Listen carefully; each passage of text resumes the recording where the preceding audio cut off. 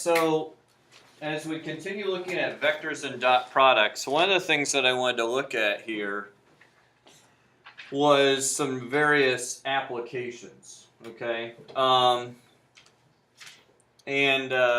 Your book uses a process of what they call projecting a vector. I think that kind of overcomplicates things a little bit. But what we have is a case similar to one we've seen before. We saw the one where we had this boat sitting on the trailer, okay, and we kind of had kind of an unrealistic, almost problem that was set up for us, where we magically knew exactly how much force it was going to take to pull this thing up the ramp. When in reality, you would probably know in the situation the opposite, okay? You would know how heavy your trailer is, you would know how heavy your boat is, so you know the weight, you know this like resultant force that in our problem, when we did this problem, we were searching for how heavy it was, okay? But like I said, in reality, you would probably know that. And if you knew the angle, you could then figure out what the two components were that made up that.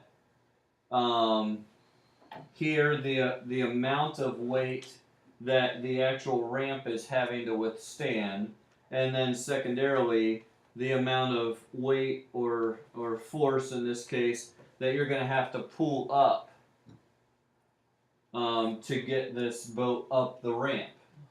Okay?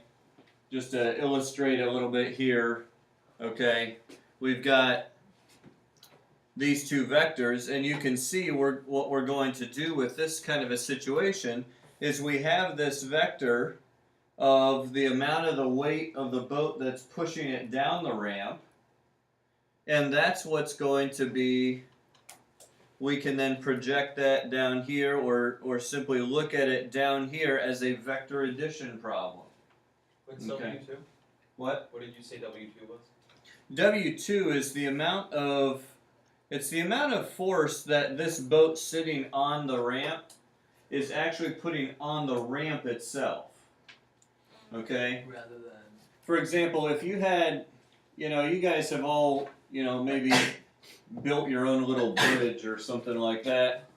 You put a board across, you might have laid a board across a ditch or something, and it's straight across, and when you walk on it, all your weight is pushing it so it bends, right? Yeah. Okay, that's because all of your weight is pushing straight down on the board. The board is having to endure all of that weight. Whereas, if you put a board for a ramp like this, and you're walking up it, your weight is pushing straight down, but the board actually doesn't have to endure all of that weight, because some of the weight is deflected down the ramp into whatever the end of the ramp is sitting on there. Maybe it's the ground here or something. So some of your weight is kind of diffused down into the ground, and then some of your weight is also endured by the board itself, okay, perpendicular to the board. And that's why if you had the same board that you used both times, when it's laid straight across, it might bend quite a bit, but when you put it like this, it may only bend a little bit. And that's because the amount of force that's being exerted on the board itself is less when it's angled. Okay? That's what this W2 is. It's how much of the boat and trailer's weight is the ramp itself having to withstand. Okay? Now, that's kind of the setting. We're looking at different situations, and we're going to use vector addition. We're going to use combinations of vectors to figure out problems, okay? So for example here it says a 200-pound cart sits on a ramp inclined at 30 degrees. As shown in the figure, what force is required to keep the cart from rolling down the ramp? So, where would the 200 pounds of force go in this problem? Straight down to F. Good. Weight, remember gravity's pulling straight down. So this F is going to be 200 pounds. Okay?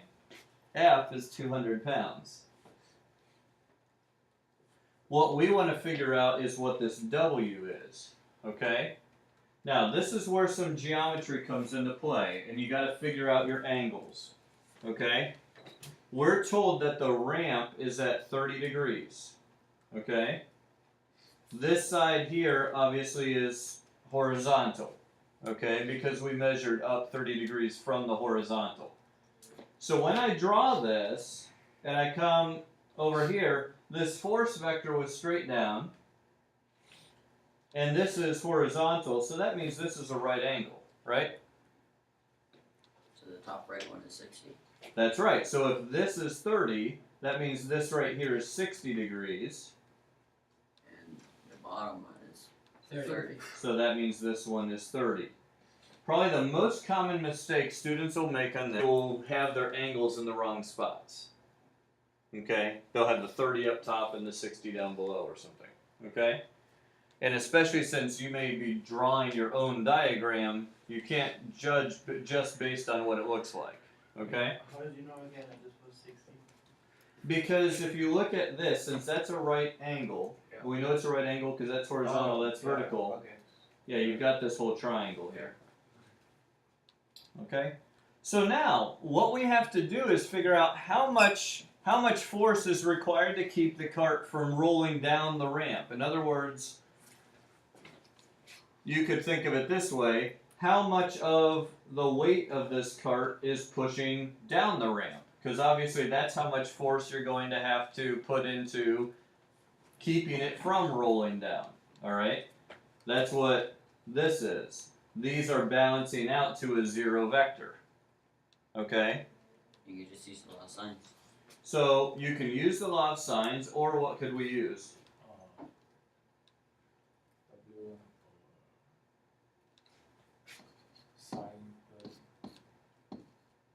W1 over 200 equals the sine of 30. That's right. Yeah. This is a right triangle. That's one nice thing about these, is that most of these will end up with some right triangles so that we can just use SOHCAHTOA. Alright, so sine of 30 you guys know is a half. So 1/2 times 200 means that we have 100 pounds of force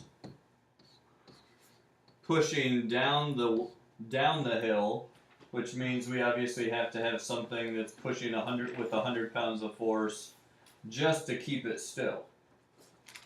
Okay? Does that make sense? Alright. So there's just one example. Again, this is a little bit more realistic than the case we had before, where we're trying to figure out how heavy this thing is by already knowing how much force it's going to take to keep it still or whatever. Now, there's another concept in here that I want to look at, and this is work. Okay? This is a physics concept. It's kind of an interesting thing. The work, W, done by a constant force F. Now, this is important here. We're looking at just a constant force. Alright, so if we're talking about someone pushing something, we're assuming they're not getting tired. Okay? So it's a constant force acting along the line of motion of an object is given by this. Okay? The work equals the magnitude of the force times the distance. Okay? So it's force times distance is what we're talking about. Okay? Now, let's take a look at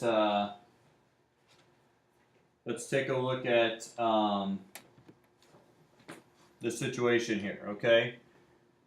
Now, we can find magnitudes here. The magnitude of the force times the distance. So if I've told you that I have used, 100 pounds of force to push something 3 feet, then how much work have I done? 300 foot-pounds. 300 foot-pounds. Okay, and that actually is a unit for work. Foot-pounds. Okay, in metrics it's Newton meters. Okay, foot-pounds. And if you think about it, it makes sense. It's the number of pounds of force times the distance in feet. So, foot-pounds. Okay? I think they put in that order because pound-feet sounds kind of weird. Alright, so, foot-pounds. Sounds like torture or something. Okay? Pounds of feet. Pound-feet. Now, here's the cool thing. You actually don't have to find the magnitudes of these vectors. If you're given the magnitudes, great, it's really easy to solve. However, if you are given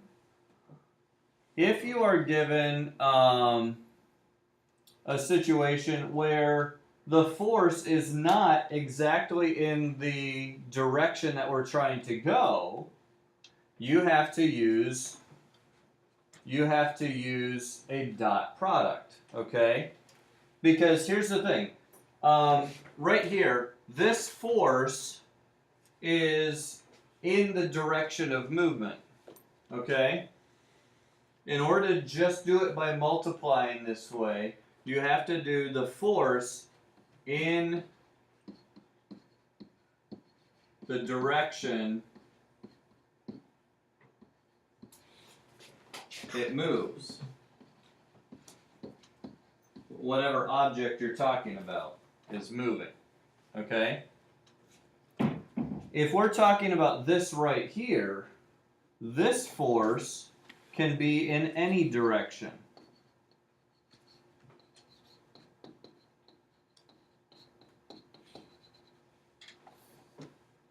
Okay?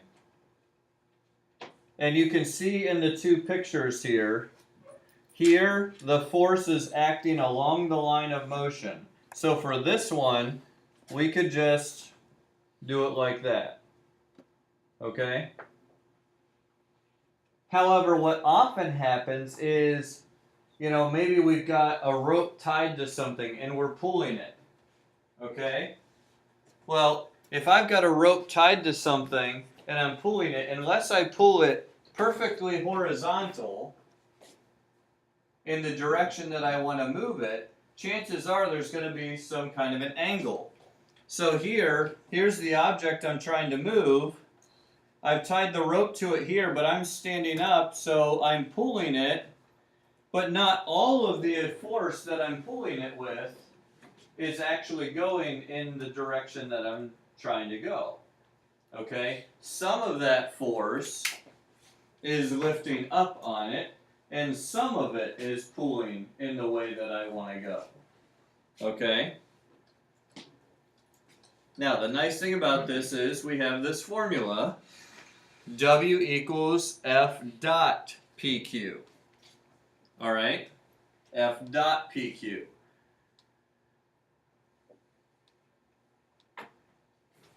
Now, I want to take a moment here before we do an example. I want to examine this one a little bit more closely. Okay? And what would the vector F be in component form? Okay? So F has a direction angle of theta, and obviously the magnitude of F would just be magnitude of F. All right? So let's think about this. Here's my theta. This is the magnitude of F. How would I figure out the horizontal component? Could Cosine. All right, cosine. All right, so I'll use this for A. A is my horizontal component. So the cosine of theta is going to equal the horizontal component over the magnitude of my force. Okay? So A is F times the magnitude of F times the cosine of theta.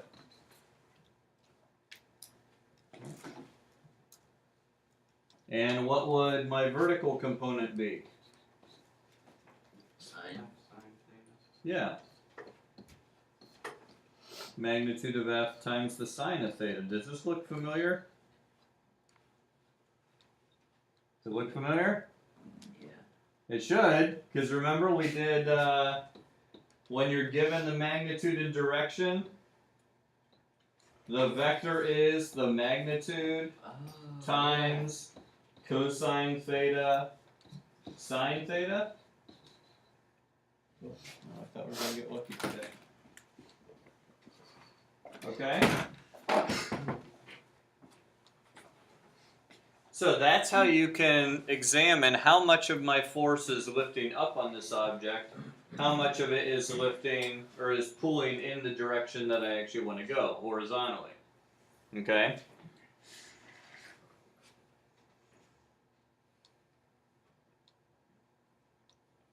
So does that make sense so far? All right, let's take a look at an example. All right? Here we have a situation. Have any of you seen an old barn with one of these big old sliding doors? Okay. I grew up in the Midwest, so you see a lot of barns What state? and farms up there. Huh? What state? Ohio.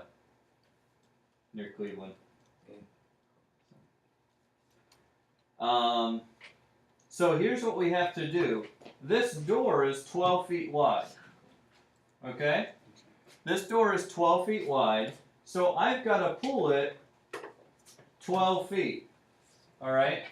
So I already actually know PQ, right? PQ is going to be 12 feet long. Alright? It's a displacement vector because it's talking about movement. Alright? So in component form, what would PQ be?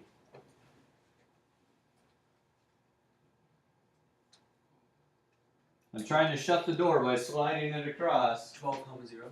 Yeah, there we go. It's got to move 12 feet across, and it's not going up or down at all. So it's 12, 0. So is 12 also the magnitude? 12 is also the magnitude of PQ. Okay? So like you have the 12 and then you multiply it by 1, 0. Yeah. Yeah. Gotcha. Okay? Now, here's the thing. Okay, these barn doors are quite high because you got to fit tractors and whatever else in there. So, you have this rope attached to the top, and you got to pull it shut. Okay, so this guy's got the rope and he's pulling at a 60-degree angle. Let's get a brighter color here we can see. All right, he's pulling at a 60-degree angle here. Okay, so what we need to do is find F in component form. Okay, now he's pulling with a constant force of 50 pounds. All right, so how would I find F? Find the angle, the B angle, which is 30. Find what? Never mind. Could F dot PQ somehow. What's my magnitude? 50. Magnitude of F is 50. Okay, Multiply it by the cosine. all right, 50 times the cosine. Now what angle am I going to use? 60. 30. What angle am I going to use? Wait. Oh, standard position. Standard position, so it's 300. 300 degrees. Okay? 300 degrees. So I'm going to do 50 times the cosine of 300. Wait, why? I don't understand why it's 300. Because our formula, remember our formula for finding the component vector required us to use the direction angle of the vector. Not just an angle that's in the situation, but the actual direction angle, which was always in standard position. How do you know which way is the direction angle? Well, the standard position again. Standard position for an angle, if this is your origin, it starts at the positive x-axis and it rotates counterclockwise. Okay. Just like on our unit circle. Is zeros there and it rotates around. Alright, so we have cosine of 300 degrees and then sine of 300 degrees. Now, could you get the answer we're using 60 if you did some kind of interpretation a little bit? Yeah. But this way we don't have to do any interpreting at the end. We can just figure it out. Okay? So, what's the cosine of 300? A half. Okay, so how many pounds of force is pushing this door to the side? 25 pounds. Okay? And then how much force is being pulled straight down? 50 times root 3 over 2. Okay, so 25 root 3. Okay? So this guy's actually putting more force on the door pulling it down than he is pulling it across. So what would you maybe recommend to him if he wants to make his job a little easier? Negative root 3 over 2? Yes, it is a negative root 3 over 2. So we'd have 25 because we're pulling down. What should we recommend to this guy Step to the right. Okay. Get a Don't pull as far down, so make this angle a little less, right? Yep. Alright, maybe pull it 30 degrees or, a shallower angle if you can. Yeah. Okay? So. You got a friend? Huh? Got a friend? Get a friend. Well, then it wouldn't be a constant force. We'd have a different force. Alright. Switch. So, there we have it. So now we have to figure out our work done, okay? The amount of work that's being done is equal to the force vector dotted with the displacement vector, okay? This is where we get foot-pounds from, okay? Because it's pounds of force and it's feet of displacement. So we have the force, which was, 25, negative 25 root 3, dotted with 12, 0. Okay? So this is 25 times 12 Nope. And that's right. plus 0, right? So just 25 times 12 is 300. Okay, good.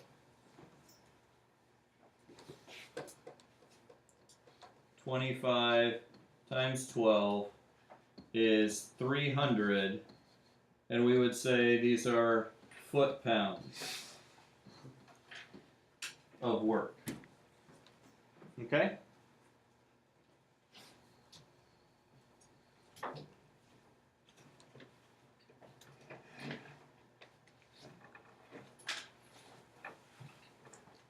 Does that make sense to everybody?